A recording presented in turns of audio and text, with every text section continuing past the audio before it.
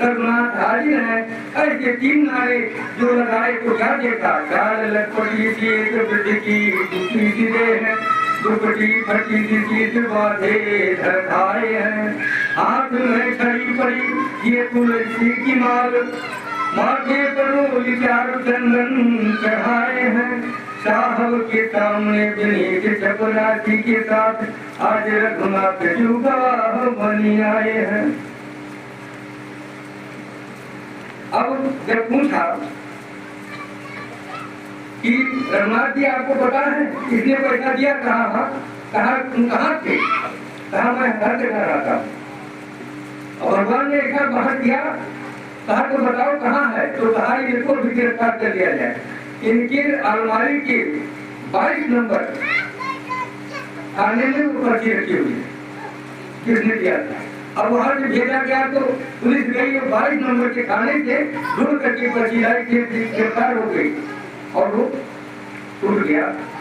तो सुख नारद नारद शेष गणेश हूँ, सुख नारद सारद शेष गणेश हूँ, के नहीं ध्यान में आते रहे, सोई आज विनीत अदालत में, सोई आज विनीत अदालत में, क्यों के गवाह कहते रहे, सुख तो क्यों।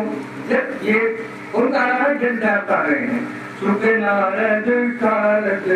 और उसके बाद जब वो टूट गया तो जब को ये बात समझ में आई कि ऐसा विलक्षण व्यक्ति उसके जरूर मिलूं, तो जब आए गांव में तो पूछा कि रघुनाथ नाम का कोई व्यक्ति है, तो कहा नहीं। पुजारी से पूछा तो कहा नहीं। तो राजी को बुला के पूछा कि ये बताओ कि पुजारी ने जो रिसीव किया था व्यक्ति संबंध वही था अदालत में, कहा नहीं वो नहीं था।